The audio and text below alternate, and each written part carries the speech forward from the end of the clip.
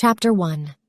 Chen, a guy who got trapped in a day and has been living in a day for 1,000 years. At first he finds it fun and interesting and started spending anyhow he likes and does whatever he wants. But he got frustrated at a point as time will reset and everything he has work for will be no more when the day starts over. He decided to kill himself, but he always wake up to the same day. After several attempts which proved abortive, he decided to go into gambling and all such of criminal activities just to catch some fun.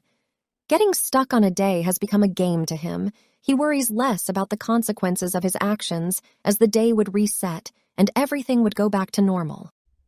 Chen was narrating how has been stuck on a day to a lady he met at a club.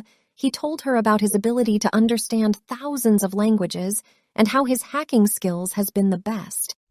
The lady finds the story difficult to believe, and she thought Chen had just invented the story just to woo her.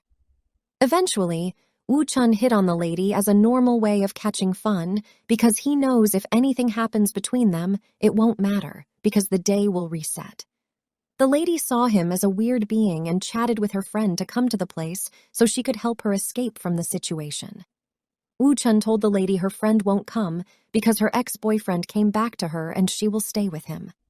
The lady told Chen he was saying nonsense because it is not possible for him to know if her friend will come or not. To confirm his statement, Chen told her her friend will call her in the next 9 minutes and 13 seconds, but the lady could hardly believe him and told him he would be in trouble. If she does not call, not longer after, a group of bad guys walked into place. One of the guys walked up to the lady and said the lady offended him, and he would forgive her only if she would have a drink with them. The lady tried to fight back, but her strength was nothing compared to that of the guy. Chen interfered and told the bad guy to come to him, which made him angry, and threw the cigarette he was smoking at him, but it did not hit him.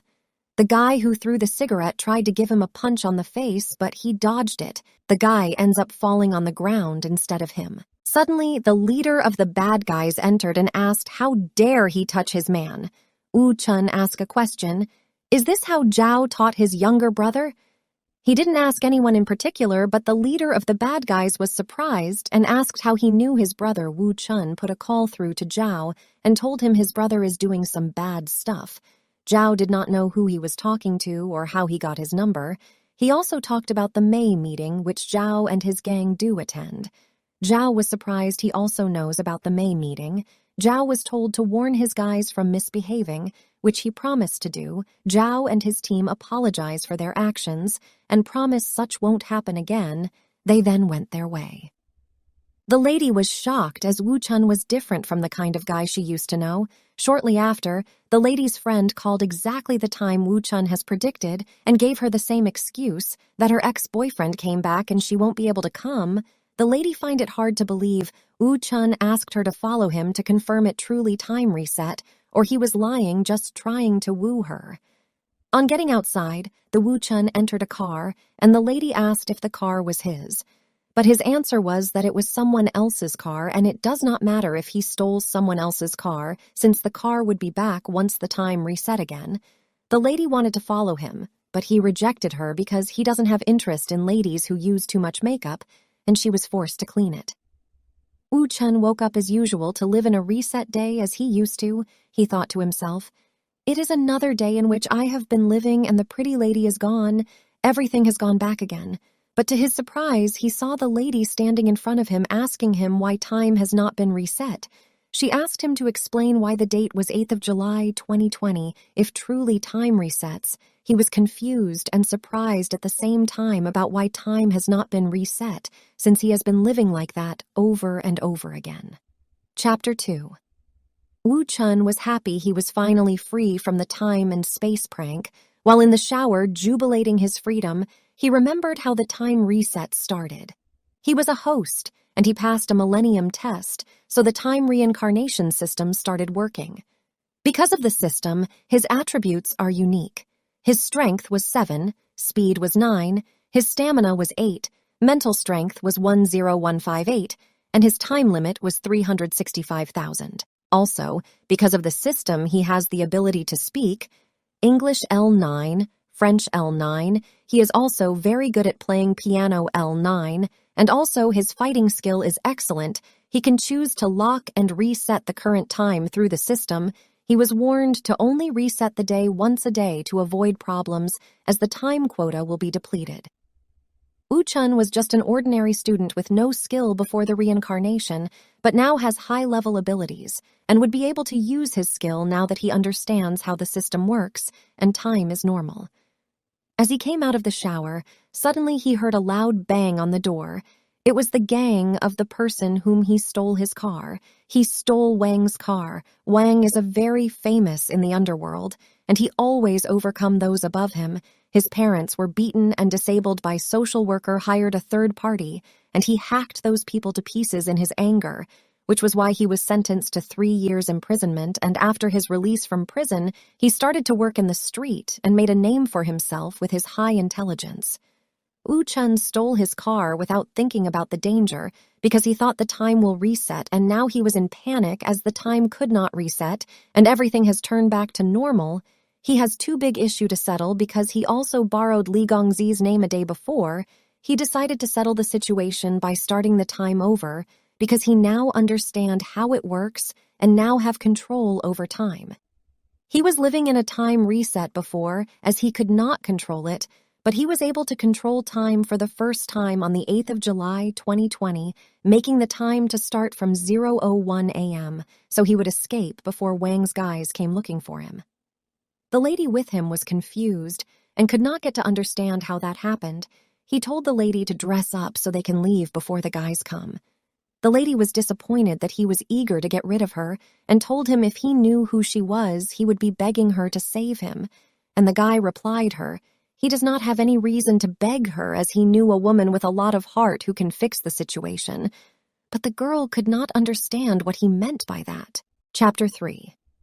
Chen was being chased by Wang's guys who are trying to collect their boss car and also catch and punish the person who dare to try such with their boss.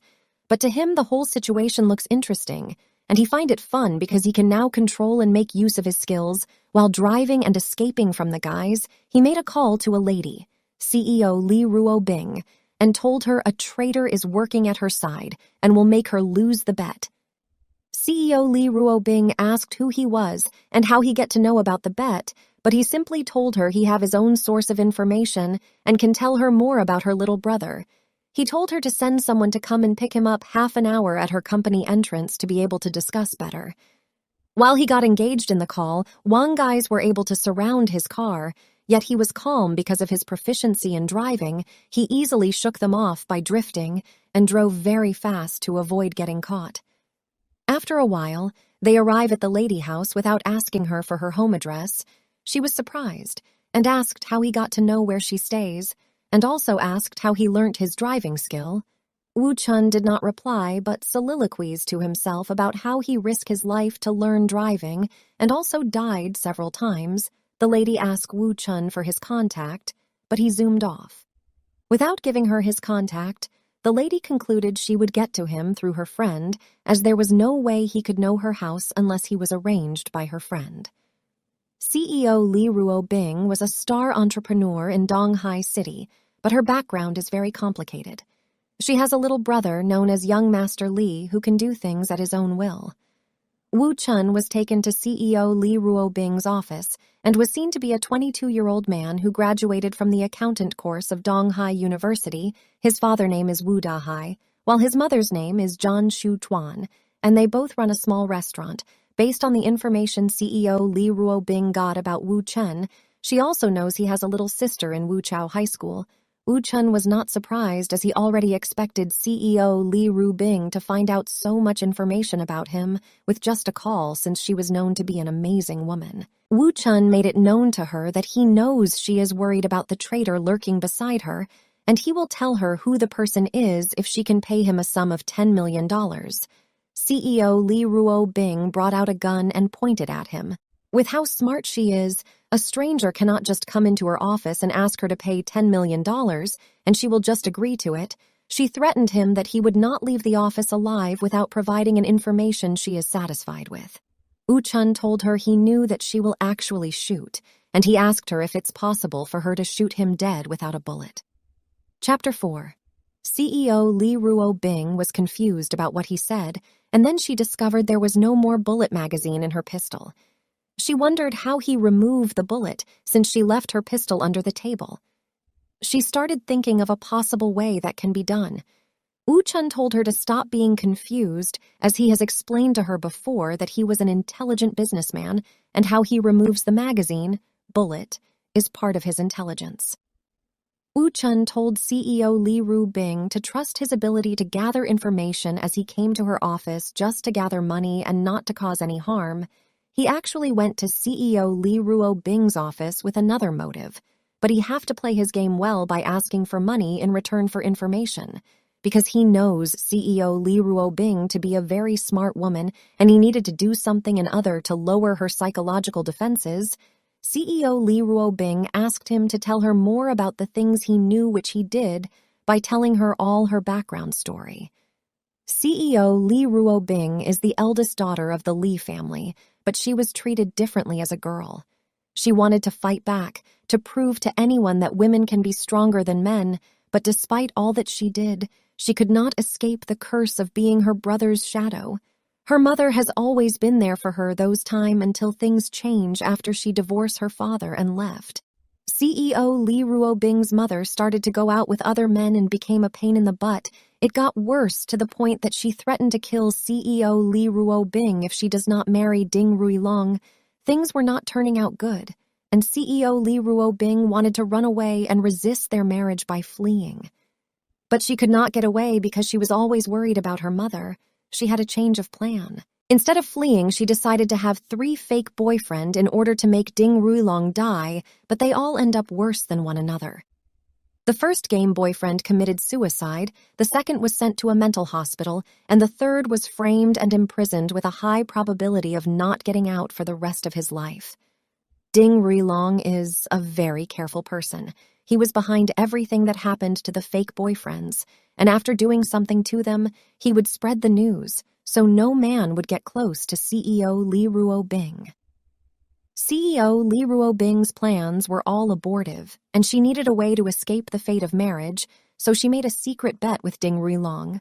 The bet is to open a new business. Anyone whose business gets bigger after 5 years wins the bet. Because Ding Ruilong wanted to win the bet so badly, he makes someone from CEO Li Ruobing's side his spy and planned to ruin everything for her on the day of the launch. After saying all this, Chen asked CEO Li Ruobing if he should keep talking to show her he really knew everything going on. CEO Li Ruobing signed the check of $10 million and asked him to tell her who the traitor is. Chen promised to tell her who the person is, but before he could open his mouth to talk, Senior Assistant Feng Yang came into CEO Li Ruobing's office and asked her to sign a document. Chen held Senior Feng Yang and told CEO Li Ruobing that the traitor he was talking about was Senior Assistant Feng Yang. On the other hand, feigned ignorance when Chen asked him about the $5 million in this Swiss bank account. When Chen saw that he is not ready to talk, he took Senior Assistant Feng Yang's phone and called Ding Ruilong's number. On picking up, Ding Ruilong, unaware that Senior Assistant Feng Yang was caught, asked if he has gotten the information.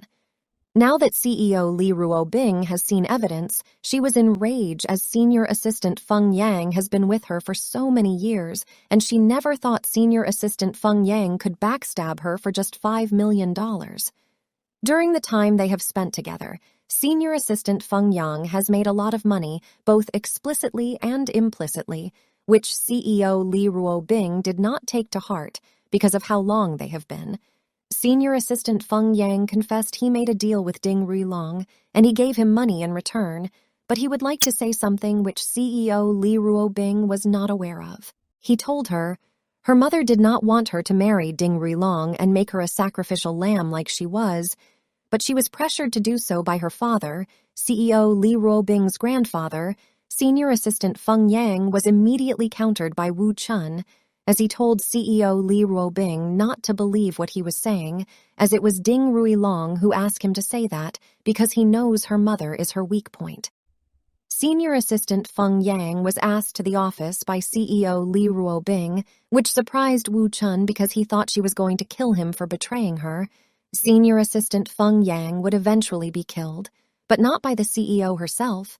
He would be sunk in the cement at the bottom of the river that night. CEO Li Ruobing could still not wrap her head around everything happening, starting from a mysterious man who came into her office and knows so much information about her, her background, things going on in her office, and even catch a traitor in her office. She could not help but be suspicious of Wu Chun's identity and concluded in her mind that he was probably sent by Ding Ruilong, and Senior Assistant Feng Yang was a pawn that Ding Ruilong discarded in order to make her trust Wu Chun. Seeing that she was still suspicious of him, he told her he has a way to clarify her questions and doubts, and that way is by being her fake boyfriend. That way he would be able to clear her doubt and also prove his own innocence. We see the Wu Chun taking to CEO Li Ruobing, telling her how Ding Ruilong is most concerned about his face and that he will not cuckold himself for the sake of victory. Wu Chun then suggests a way to prove his innocence to CEO Li, that is to be one of her fake boyfriends.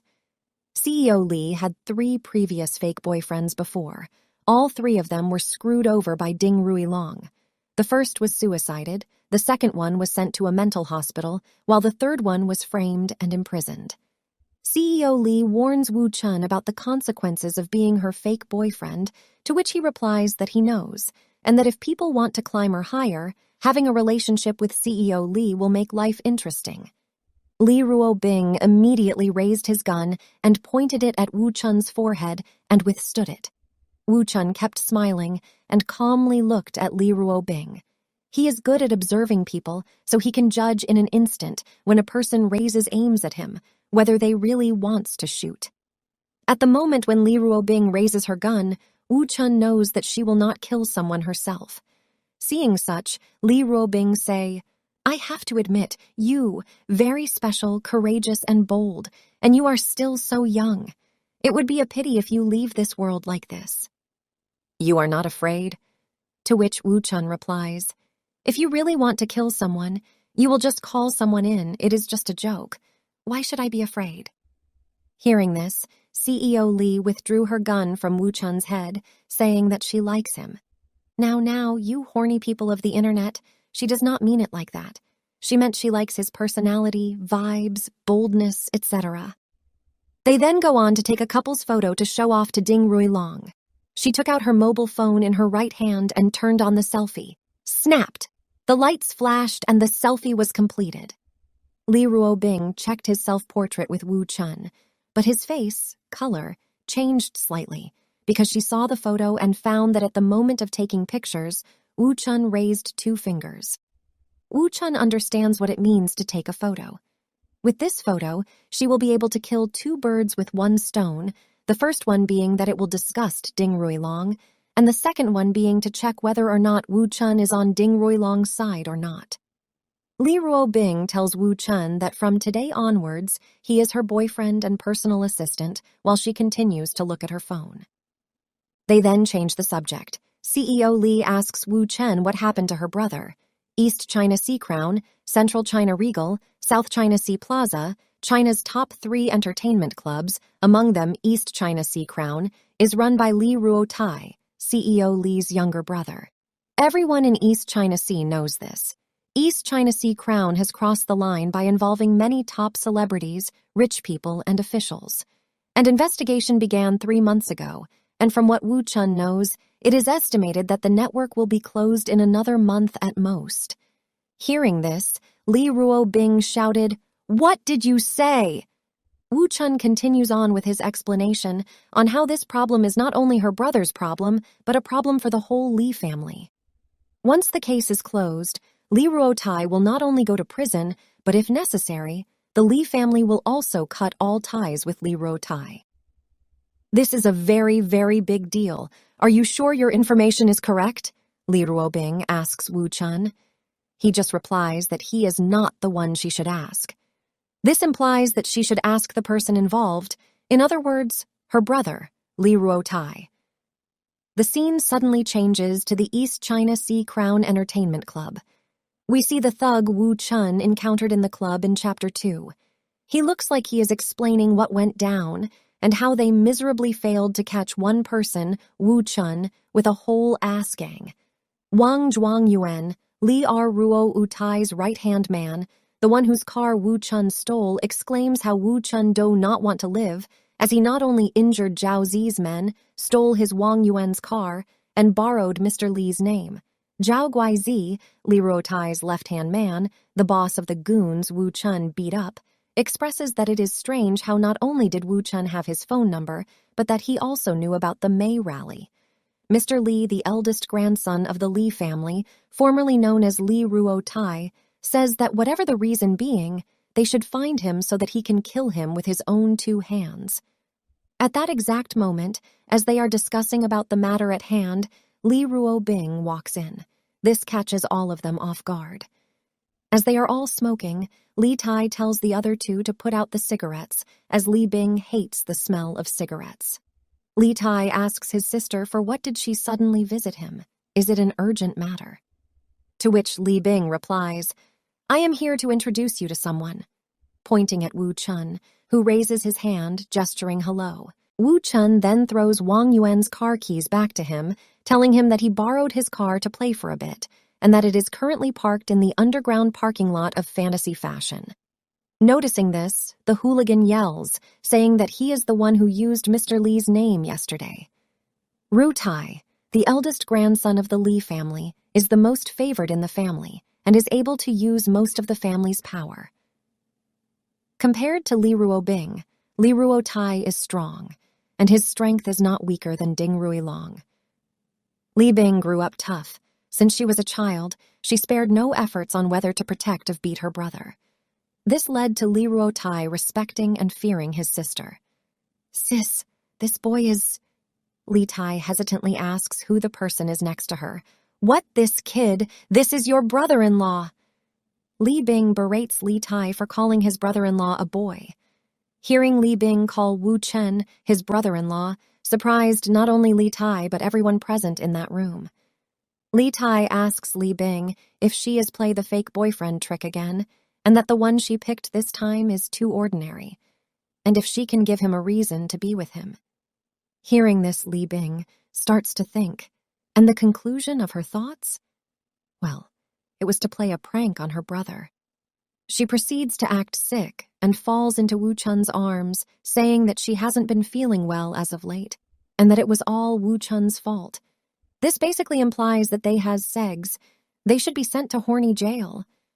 I am disappointed, Wu Chen. Wu Chen whispers to Li Bing's ear. Say that is she not adding too much to the drama? Li Bing replies immediately, asking whether he is afraid of Ding Ruilong. I am not afraid, but... Your brother seems too stunned. It seems Mick, too worried about Li Tai, who looks like he about to pass out, to care about some ding-dong mother F. We see Li Tai flabbergasted as to what he just saw happen. The sheer fact that her sister is pregnant with the child of some guy who she met no more than a couple of hours ago. But Li Tai himself didn't know that they had just met. He was questioning himself about whether or not it was true. Tai then adds a pinch of salt on Wu Chen's facial figure, saying that he does not look half bad, but that he is not the most handsome. Li Ruotai is to understand his old sister. He states that his sister prefers older guys, so why is she with someone who is in his early 20s? He is having a mental breakdown right now. After not being able to figure why his sister was with a younger man, he switches his course of action, moving his thoughts towards Wu Chen's direction again. Because it is logically unreasonable, he has now begun to think that his mighty and arrogant old sister may have been deceived by Wu Chen, stating that those who are in love become blind and that love makes people's IQ go to 0. Lol Man legit said that loves makes you stupid. People who work at NASA must have shipped their V-cards to space so they stay forever smart. That's right. I need to save her from this man. Li Tai then asks Wu Chen, how did the two of them meet each other? To which Wu Chen says that they both met each other 3 months ago when Li Bing was recruiting interns at a university. Hearing this, Li Bing was surprised to how Wu Chen knew she went to a university for recruiting interns. Tai accepts defeat and thanks Wu Chen for saving their ass. Wu Chun's actions caught Li Ruobing off guard. She did not accept her rebellious brother to be so easily subdued in a matter of sentences, and so swiftly at that. She then tells Li Tai to stop with the bullshit and that they are here for something important. It seems that someone from above, meaning higher-ups, wants to move the Crowns Club. On the other hand, Tai questions his sister about whether she even got to know this man in such a short time for her to get pregnant. Li Tai turns towards Wu Chun and gets very personal, to the point you could smell his cigarette breath. Tai shouts at Wu Chun, saying that he was seen with a girl at the bar yesterday, asking Wu Chun to tell him why. Wu Chun goes on to say how Li Bing shouldn't misunderstand and that the girl he was with was Mu Tian-chan, the daughter of Mu Sihai, the owner of the East China Sea Mu Biomedical Group, and that if he did not stop Liu Huzi from making a move on her, it would have caused a major problem. The East China Mu Group, which is a prominent biomedical group in the East China Sea region, has Mu Sihai as its former board member, who is extremely wealthy and also serves as a deputy to the National People's Congress. This group has numerous valuable connections. If the East China Group is represented as a dragon, then Mu's group would be considered a small snake in comparison. If the Li family fight against the Mu Group, even if the Li family wins, they will suffer backlashes in return. This piece of information surprised everyone in the room. Li Tai exclaimed that is impossible. He took care of everything, and that he would know if that was the case. Wu Chun continues saying that Li Tai should not have taken a video of those people, the people referring to celebrities, rich people, and official, and that Tai's business with Zihu should have been cut off a long time ago. When Li Bing heard that Li Tai is still in touch with Zihu, she shouted at Tai, asking why he is still in touch with that person and that he is not a good person. Which Tai is asking his sister to calm down, Wu Chun agrees with Li Bing, elaborating on how Zihu sold out Li Tai to the feds, and he put all the on Li Tai for what happened, saying it was his idea. "My sister does not even know about my business with Zihu. How could you know? Who told you?" says Li Tai. "No need to clarify it for you. I am here for her, not for you." Wu Chun explains how he is here for Li Bing and not for Li Tai, and that everything he is doing is for her sake, not his. This response agitates Mr. Li Ruotai. He points at Wu Chun, shouting that if he does not explain, he will not get out of the room alive. Li Bing tells Tai to calm down and let him finish talking. Li Tai tells Li Bing that he does not care how he fooled her, but he will not believe this liar who cannot even speak properly. Wu Chun states that only a few people in China know that 4 months ago, Liao Bo, who was parachuted into the East China Sea Department as deputy director, came to handle the Crown Entertainment case. Wu Chun then goes on to explain that investigators who disguised themselves as guests to go undercover and others who lurk in the clubhouse have collected a lot of evidence. He is talking about it while writing down a list of something. He then hands over the list to Li Tai, saying that this is the list that contains the names of all the undercover agents. Damn Daddy Wu Chen for the save. Tai tells his left hand to notify everybody and start gathering their weapons, and then he tells his right hand to take his men and investigate the list Wu Chun gave him, turning to Wu Chun saying that if the info is wrong, it will be his fault. Hearing this, Wu Chun comfortably sits down and asks Tai, how much money is he willing to bet on his info being wrong? A couple of cigarettes later, Li Tai is sitting in his chair watching the footage on a camera, shocked by what he sees in the footage. He slams the camera to the tables, yelling that all the people on the list capture them now. He could not believe his eyes. Wu Chun interrupts Li Tai, saying that they cannot be captured, and that if even one of the undercover agents go missing, the feds will start to act.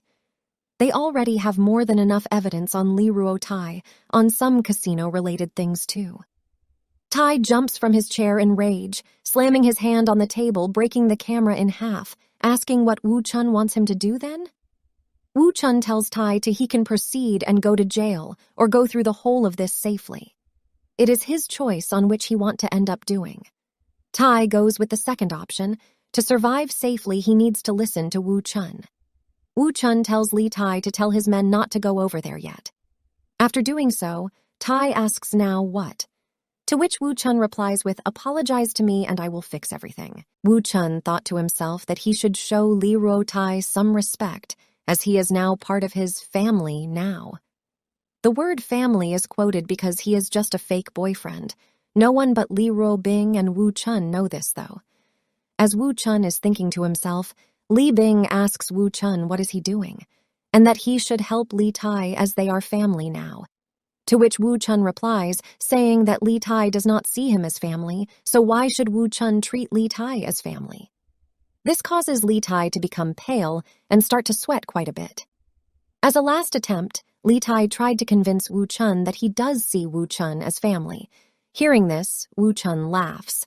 Li Tai, rubbing his hands together with cold sweat, he anxiously tells Wu Chun that he is sorry and that he was only afraid that he was lying to her.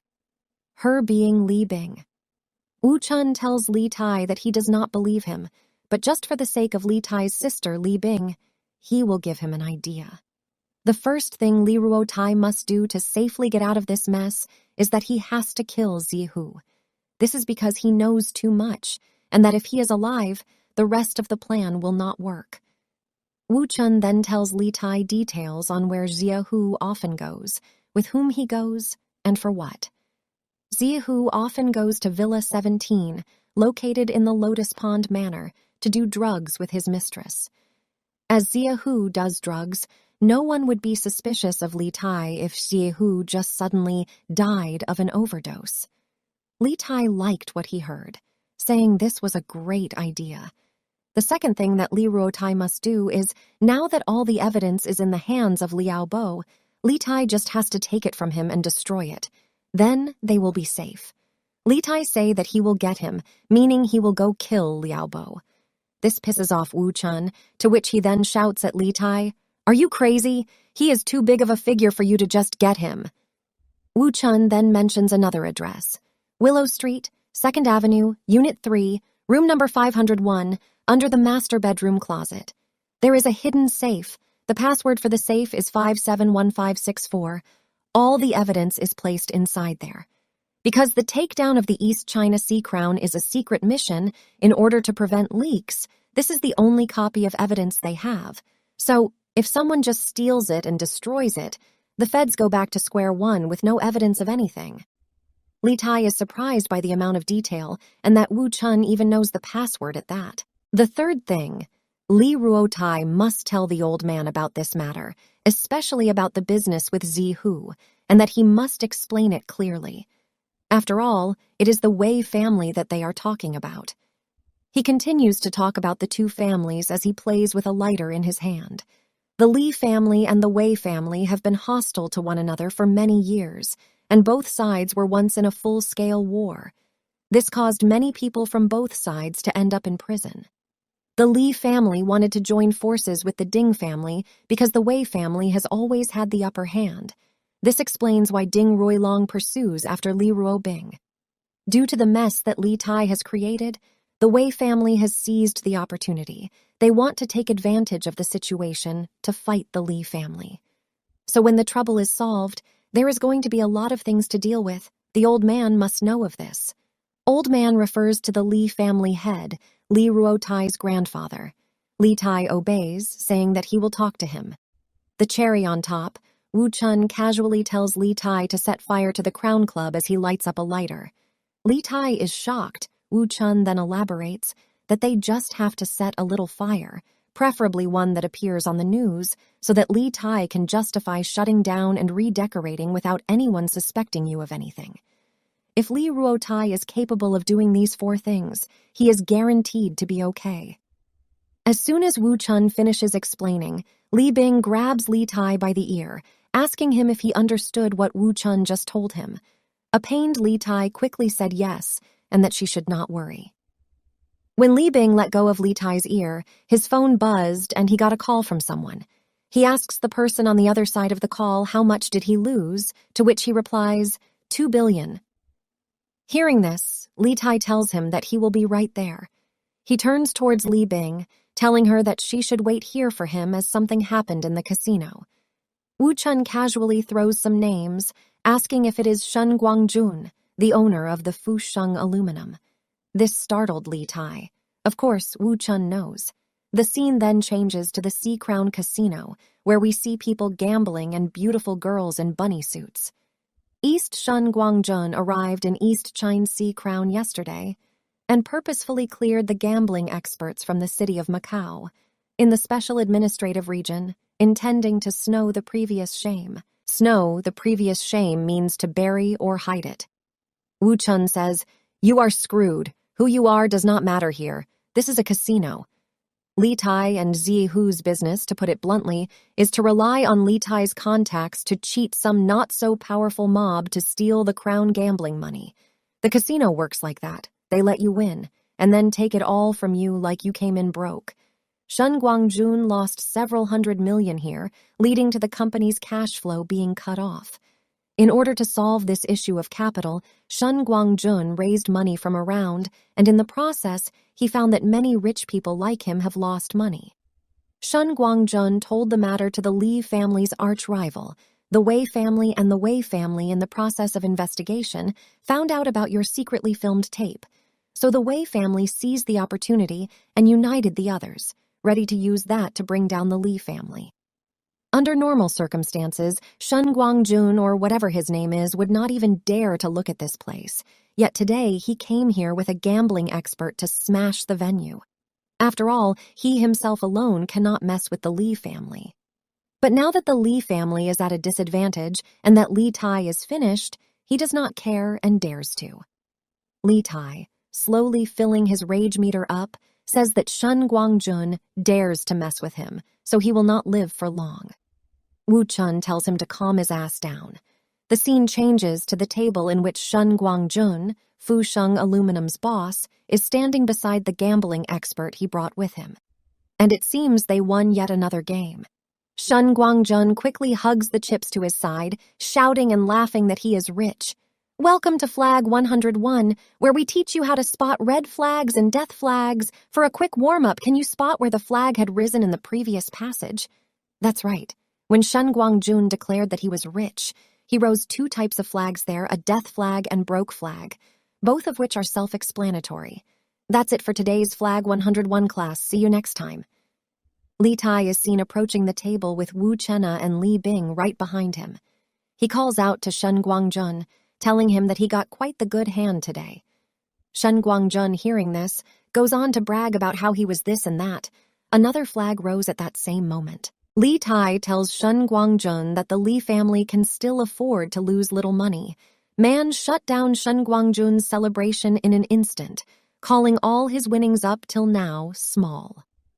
Shen then went on the offensive, switching his aim of bragging about winning money to winning games, telling Li Tai how he took turns playing against everyone in the Crown Club, yet none of them won against him, claiming that Mr. Li is short of talents. Daddy Wu Chun interrupts Shun Guangjun, saying that he does not agree with Shen. He says all this while doing tricks with the cards. Wu Chun asks Shun Guangjun if he is down to play 2 games with him. Shun Guangjun laughs at the top of his lungs when Wu Chun asks him to play 2 games with him.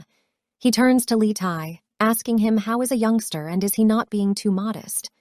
What Shun Guangjun meant by that was that, are you, Li Tai, that short-staffed of talents that a youngster is here? How can he be that modest? Shun Guangjun then goes on about how much Li Ruo Tai has lost against him today. Shun Guangjun won 200 million, and Mr. Li still wants to go on. It must be embarrassing, says Shun Guangjun. Li Tai turns to Li Bing and asking what is going on. Is Wu Chun also skilled in gambling? Li Bing replies to Li Tai with a confused look on her face, saying she is also not too sure. Gambling masters are good at guessing the psychology of their opponents through minimal expressions and habitual movements. This requires a great deal of experience in the game, which this youngster is unlikely to possess, says the dude Shun Guangjun brought with him. Man is judging Daddy Wu Chun's skill. That is just outright outrageous. The gambling master gets quite cocky, seeing that his opponent is someone who most likely has barely any experience in gambling, and says that just by looking at his ignorant expressions, he can accurately guess his cards. Li Bing leans closer towards Wu Chun's ear, asking him if he is up to the task, a task he is ready to dominate. Daddy Wu Chun swiftly tells Mommy Li Bing that she can rest assured that he can beat any casino in the world. So what is a mere gambling master? Game on. Wu Chun and the gambling master are about to start playing a game of Chinese poker. Both get 2 cards and they have to show their biggest card. The one with the bigger card goes first.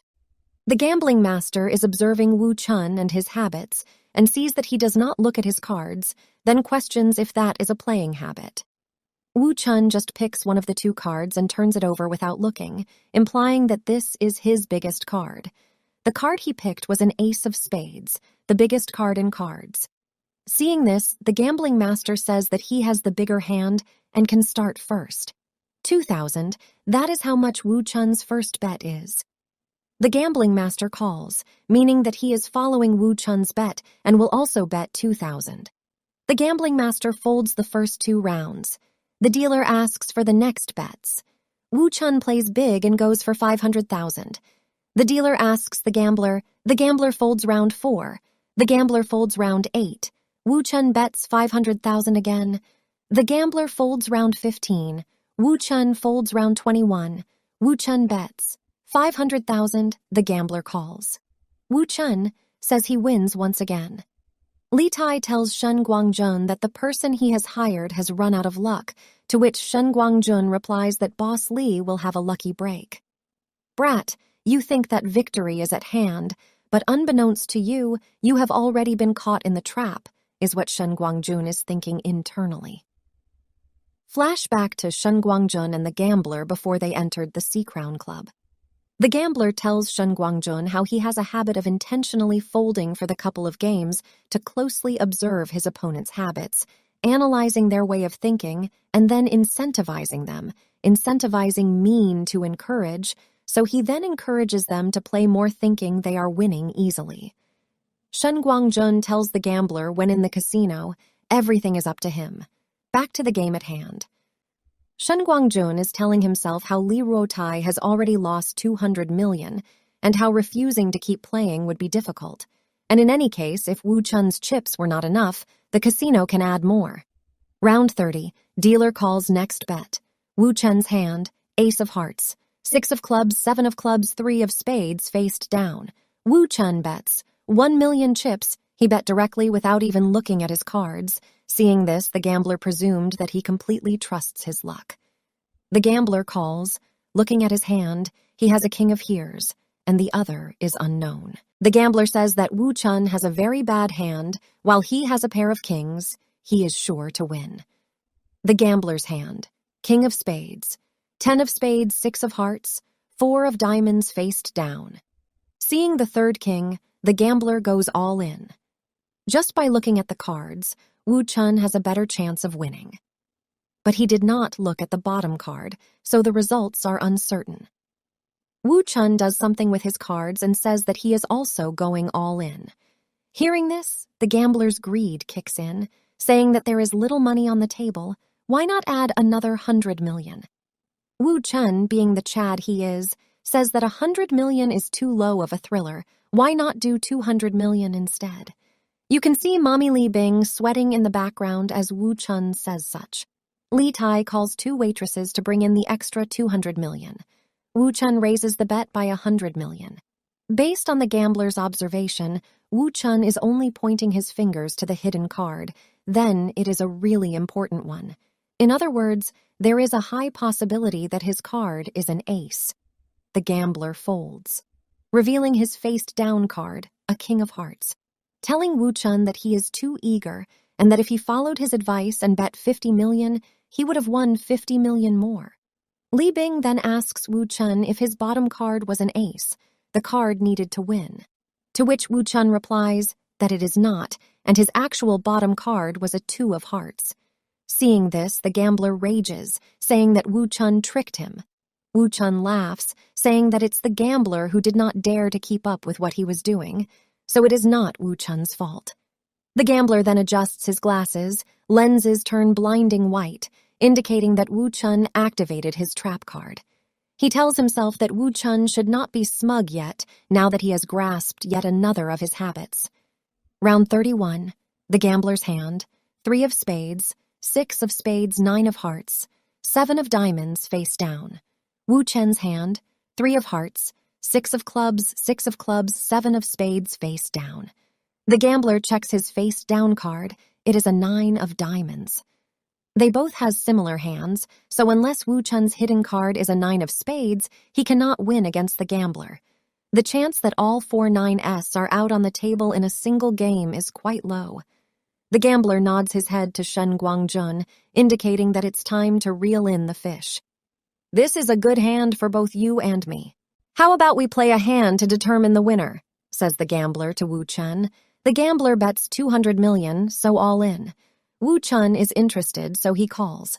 All of them are around the table with serious expressions on their faces. Li Bing worryingly asks Wu Chen that isn't 200 million too risky? Li Tai tells her that he has been too lucky up until now, so there should be no problem. Hearing this, Shen Guangjun and the gambler smirked. Obviously they would smirk, because they think they are about to win it big. The gambler says he is in, he bets 200 million. After betting, he gives a few words of advice about the most important thing in gambling to Wu Chen, that thing being not losing your mind, which the gambler himself did in round 30. He then goes on to say that if one is not able to control their mind, they will not go far. The gambler then uses cockiness. Do you think you are the god of gambling? Betting so much without looking at that hidden card properly? The gambler, whose name we have yet to learn about, reveals his trap card, a 9 of diamonds, the second best card needed for winning this game. He is sure he has won, saying that the 200 million is his. Seeing the 9 of diamonds, Li Tai, Li Bing, and Shen Guangjun think that the gambler's win is guaranteed win, and that Wu Chen lost. Shen Guangjun takes the opportunity to talk smack, asking Li Tai that he has a big family, so Shen Guangjun taking a mere 200 million will not do anything to them. Will it? Li Tai shrugs it off. Wu Chen interrupts the two, asking them if they are done talking smack, 'cause it's daddy's turn, bitch. Wu Chen tells Shen Guangjun and the gambler that they should see for themselves as he flips his hidden card over. Sweat breaks down on the gambler's face from seeing what he has in his hand. Blue Eyes Ultimate Dragon. Nah, just kidding, it is a 9 of spades, bitch. Meaning Daddy Wu Chen has won the 200 million. The gambler again breaks his own rules and loses his mind. He goes apeshit, baffled on whether or not Wu Chen read the card, saying that doing so is impossible, and when did he do such? Wu Chen asks him if he really never looked at his cards, or did he just not see him look? He exclaims that he has checked his cards ever since the first game, just that he looked at them in a way that the gambler would not see. He would put his hand over the cards and then bent them in a way that he could see the number and type, for example, 6 of spades. The gambler is a good player. It is just that he is too cocky, no. Wu Chen asks the gambler that did he really think that he found out how Wu Chen plays with just a few hands? Is his flaws really his flaws, or are they faked? Is his habits really habits or illusions? Wu Chen went hard on the gambler, not even letting the gambler control the game even for a second. He had the gambler in control the whole time, like a predator watching their prey. Li Tai puts his hand around Shen Guangjun's shoulders, confirming whether or not all the money they just lost in gambling was all borrowed, telling him that he is now in big trouble. Shen Guangjun was shocked at what had just happened. How did this? Shen Guangjun. Mr. Shen, the gambler. Let's talk outside. Shen Guangjun. As they were about to leave, Wu Chen calls to them, asking them to stop. Where do they think they are going? Shen Guangjun asks Li Tai, is he not allowed to leave after losing? Is this how Li Tai treats his guests? So Li Tai turns to Wu Chen, asking him why they can't go. Wu Chen says he will explain it later, asking if Li Tai has a knife on him that he can borrow. Li Tai gives Wu Chen what looks like a classic switchblade with a classic wooden handle. Do you know how to use one? Li Tai. Of course. Daddy Wu Chen knows how to use one. He opens the blade. What do you think? Wu Chen starts walking towards the gambler. This causes the gambler to get frightened, who would not be scared if someone started walking towards you with a knife in their hands. Wu Chen suddenly grabs the gambler's wrist and takes out an ace of spades. The gambler asked for a card check after the 15th game and then took the card check as an opportunity to steal the ace of spades. Man, really thought he was slick. Daddy Wu Chen sees everything. The reason he wasn't exposed up until now was because he needed to win first. Now Shen Guangjun has lost borrowed money and the gambler was caught for cheating. This pisses off Li Tai, saying that he dared to cheat in front of him. Li Tai turns towards Shen Guangjun, asking him to explain this. The gambler says that this is a misunderstanding. I do not know how this can be a misunderstanding when he clearly had an ace of spades up his sleeve. Wu Chen puts the gambler into a lock, chest on the table, with one arm held against his back. You broke the rules! You know what happens! Wu Chen places the gambler's right hand on the table. He takes out Li Tai's switchblade and cuts off his hand. The gambler screaming in pain about his now cut-off hand. Wu Chen asks Shen Guangjun what he thinks of the situation, as Wu Chen looks down at the gambler on his knees from the pain. Shen Guangjun nervously tells Wu Chen that it has nothing to do with him. This might be true because as we saw in the flashback in Chapter 8, when they arrive at the casino, everything is up to the gambler. Wu Chen hands the knife back to Li Tai, telling him that he will leave now and that they can handle the rest, reminding them not to touch them in the clubhouse, meaning not to beat them up or kill them in the clubhouse. As they are leaving, Mommy Li Bing asks Daddy Wu Chen how it feels to stab someone's hand. He replies that it is not a good feeling. Li Bing is for some reason surprised by his answer. Wu Chen then elaborates by giving an example. If you cut off your own hand, what would it feel like? Li Bing is surprised by how calm Wu Chen is and how calmly he says such things right after cutting someone's hand, questioning whether this person, Wu Chen, would or has ever killed someone. Wu Chen and Li Bing are in a car driving somewhere. Li Bing compliments Wu Chen on his gambling skills and says that she was surprised by them. Wu Chen accepts the compliments, but man has got his priorities straight and tells Li Bing to not forget to pay his bills. He thinks of his future. Wu Chen looks out the window and suddenly his face tenses. Li Bing notices and asks Wu Chen what is the matter. He tells her that a car has been following them for a while. The driver uses his earpiece to inform the rest of the security team about the car following them. Li Bing tells the driver to get rid of the car following them, saying that the car following them is most likely from Ding Ruilong. Wu Chen says to himself that the car is not from Ding Ruilong and their target is not Li Ruobing.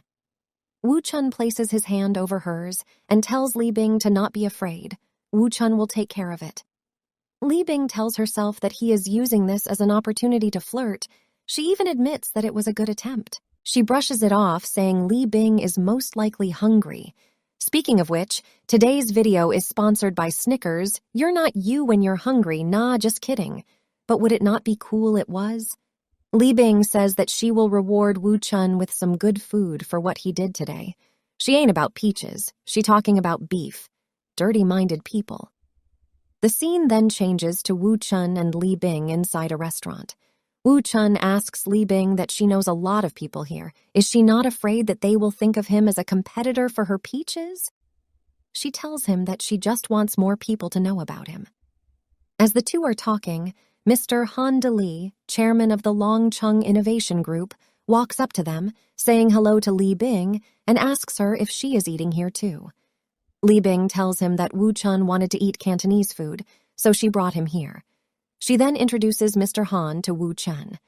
Mr. Han stretches his hand out for a handshake, complimenting Wu Chen, saying that he is a perfect match for Li Bing. Wu Chen thanks him for the compliments and shakes his hand. Mr. Han looks at his watch and apologizes to the two for disturbing their date, saying that his client has arrived so he has to skadoodle. The two go back to chatting. Li Bing talks about how Han De Li is a good guy, he likes making friends, and he's an officer of the East China Sea Chamber of Commerce. Wu Chen tells Li Bing that an introduction is useless. He knows him better than anyone. Li Bing sarcastically agrees, saying that he is the best businessman around. Wu Chun then states that not everyone wants to be friends with you. Li Bing agrees with the statement, saying that she has a lot of rivals, especially women, also adding that it is silly to think of her as a rival. Wu Chun agree with her. Once again, someone interrupts the two chatting. "Oh, isn't this Miss Li?" What a coincidence. "But Miss Li, since when did you have a boyfriend?" "I am 110% sure this bitch does not even know the spelling of coincidence. She must have heard someone else use it in a similar manner and decided to do so too. Bitch walking up to someone's table and then saying seeing them there sitting at their table is a huge fucking coincidence." Just from her face, one can tell that she is a harlot. For those who don't know what a harlot is an old-fashioned word for prostitute. In other words, it means being a whore. The woman who approaches the two is Liu Kai-Shu. Well, that is her current name, but her birth name is Liu Li Wan. He is 32 years old. From the Li Wan village. 7 years ago, she married Lu Guan Nian, chairman of the Donghai Ju Li Group, and allegedly gave birth to his son. With Chairman Lu Guan Nian's help, she opened Yunshu Fashion Company. She is Li Bing's business competitor. Liu Tai-Shu tries to belittle Li Bing by talking about the age difference between Li Bing, 27 years old, and Wu Chun, early 20s. She then gives an example, an old cow eating young grass. Now, if a farmer or anyone who has ever taken care of a cow heard this, I bet you my life that she would get slapped harder than the clapping here from your parents' bedroom.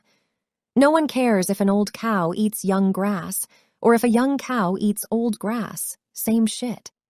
Li Bing warns the harlot that for the sake of her husband, she will take her words as a joke and tells her to stop. The harlot, being a harlot, does not take the warning into account and continues. This pisses off Li Bing. She shouts at the harlot, saying that she told her to stop being a littler bitch, and was about to splash her with what looks like Coca-Cola, but Wu Chun stopped her before she did so, telling her to calm down. Daddy Wu Chun told her to let him take it from there. Wu Chun approaches the harlot, Liu Tai-Shu, and stares at her face for a couple of seconds. Liu Tai-Shu questions Wu Chun, asking him what he is looking at. Wu Chun says nothing. It's just that her face seems familiar and that he has seen her somewhere before. "That's right! I remembered!" Wu Chun asks the harlot if she ever worked in a nightclub before. We will continue this story soon. In the meanwhile, you can choose from this exciting stories. See you there!